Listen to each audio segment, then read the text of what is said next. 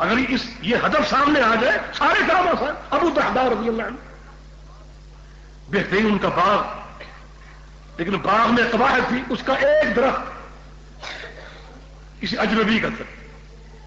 وہ اپنے ایک درخت کی دیکھ بھال کے لیے باغ میں بار بار آتا. انہیں تکلیف ہوتی، بچے ان کے باغ میں رہتے تھے، بعض اوقات بے پردگی ہوتی. اللہ کے پیغمبر کے پاس آئے اور کہا کہ یا رسول اللہ صلی اللہ علیہ وسلم یہ سارا باغ میرا ہے، ایک درخت اس کو کا ہے، اسے کہیں ایک مجھے یہ درخت دے دے تاکہ یہ تکلیف ختم ہو جائے. فرمایا کہ یہ بات جائز ہے تمہاری.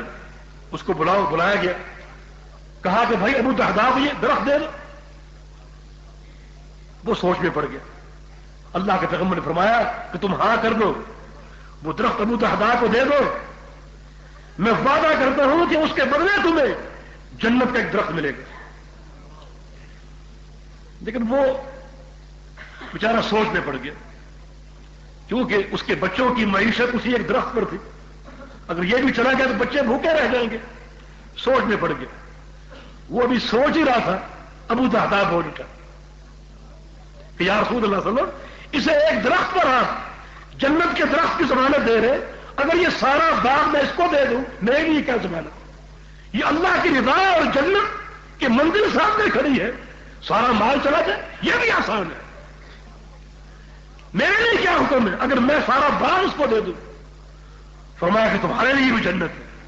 کہا کہ پھر گواہ رہو بنا تحمل کا کہ میں نے سارا باغ اس کو دے دیا. ہاتھ چھاڑ کے باغ سے باہر آ گئے کہ تمہیں مبارک ہو. باغ سے باہر کھڑے اپنی بیوی کو باہر سے آواز دی، یا ام دحدہ اخرجی من الحدیقہ. ام دحدہ باغ سے باہر آ گئی. وہ نیک بیوی باہر آ گئی. پوچھا کیا بات ہے؟ کہا یہ باغ ہمارا نہیں رہا. پوچھا کیا کیا اس کا؟ کہا کہ بیچ دیا. کسے دیا؟ اللہ کو دے دیے جنت کے بدلے. کہا ابو دحدہ مبارک ہو، یہ سودا گھاٹے کا سودا نہیں بلکہ بڑا کامیاب سودا. یہ ہے منزل اللہ کی رضا. بس یہ ہدف حاصل ہو جائے اللہ کی رضا کا.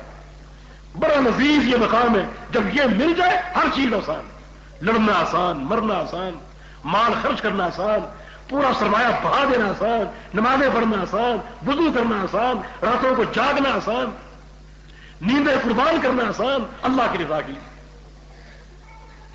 تو اس عمل میں کوئی مشقت نہیں. دین بذات خود آسانی پر قائم، آسانی پر قائم ہے، بلکہ تخفیف در تخفیف کا عمل. بھائی نماز 4 رکعت ہے، آپ سفر پر چلے جائیں تو یہی نماز 2 رکعت ہو جائے. نماز کے اوقات ہے، آپ سفر پر چلے جائیں تو آپ 2 نمازوں کو جمع کر سکتے. اللہ کے انعام. آپ نے موزے پہنے وضو کر کے آپ 3 دن تک سفر میں ان موزوں پر مسا کر سکتے. پانی نہیں تیمم کر سکتے، بیمار ہے تو تیمم کر سکتے. یعنی تخفیف در تخفیف ہے. وضو کرنا مشکل نہیں ہے، مگر اللہ رب العزت نے آپ کی مشقت کے پیش نظر آپ کو اور آسانی دی. اللہ کے انعامات. اور آسانی بھی ایسی دی کہ جو اس آسانی کو قبول کرے گا اللہ اس سے راضی ہو جائے گا. دیکھیں کیسی اس کی رضا کے مقامات.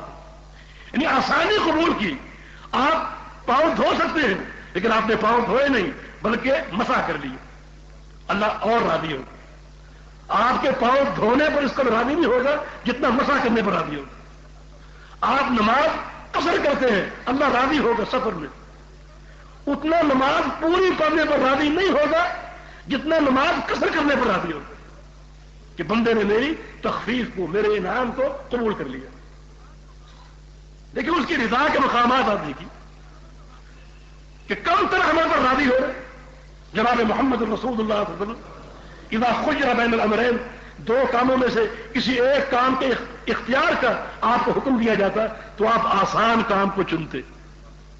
مشکل کام کے مقابلے میں آسان کام کو اختیار کرتے. اور یہ کامیابی کا منہج. یہ دین کا ذوق آپ پہچانے. آپ پر واضح ہوگا کہ مشقت نام کی کوئی چیز نہیں.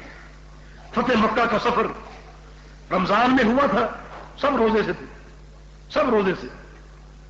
چنانچہ جب مقام عصفان تک پہنچے مکہ کے قریب تو کچھ لوگوں نے کہا کہ یا رسول اللہ صلی اللہ علیہ وسلم بڑا گرم دن ہے اور سب بھوکے پیاسے ہیں، کل اس قوم سے لڑائی بھی ہو سکتی، ایسا نہ ہو کمزور پڑ جائے.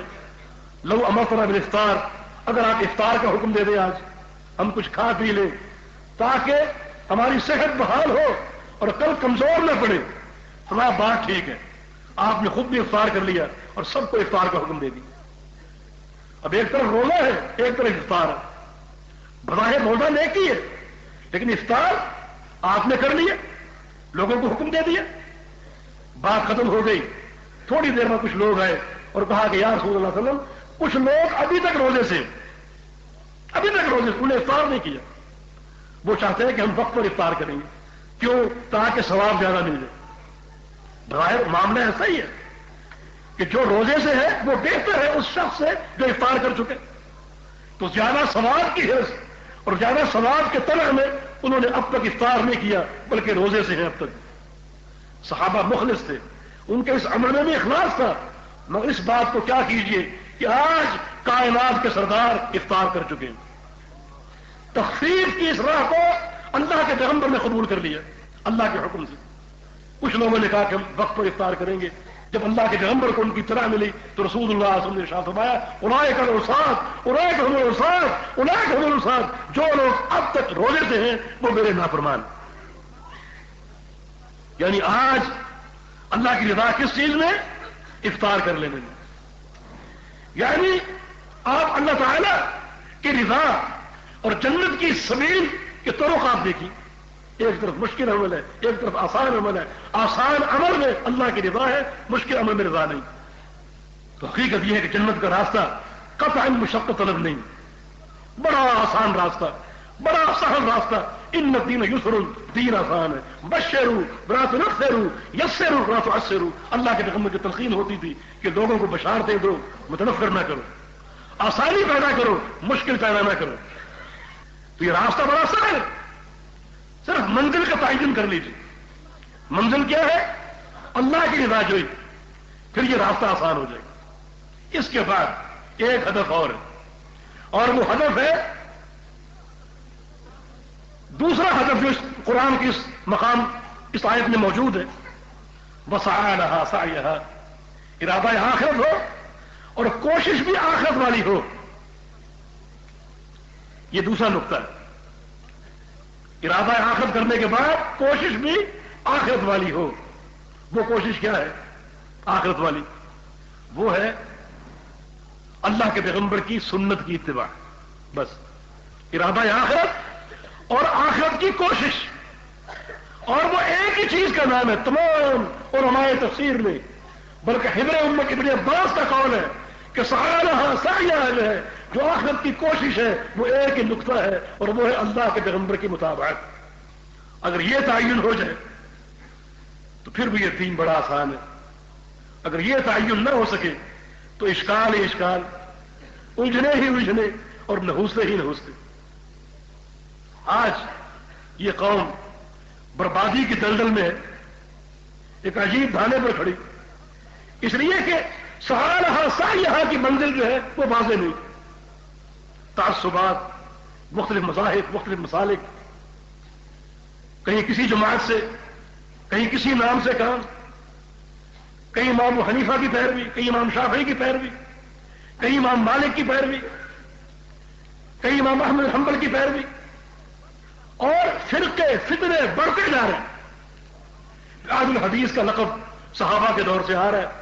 حقیقت یہ کہ ہر دور میں جہاں بھی اہل الحدیث کے نام سے جماعت ہے وہ حق ہے، وہ اللہ کے پیغمبر کی اتباع کی راہ پر گامزن۔ اس کے بعد جو بھی ہے فرقے فتنے، یہ نئے نئے نام، نئے نئے کام، نئے نئے عمارتیں، نئے نئے امیر، فتنے ہی فتنے، اور یہ راستہ تقلید کا راستہ، جمود کا راستہ۔ ایسا جمود جب لوگوں کے عقیدے یہ بن چکے کہ صحابی غلطی کر سکتے تھے، ہمارا امیر غلطی نہیں کر سکتا، یہ عقیدے کا جمود ہے، اشکال کا راستہ ہے۔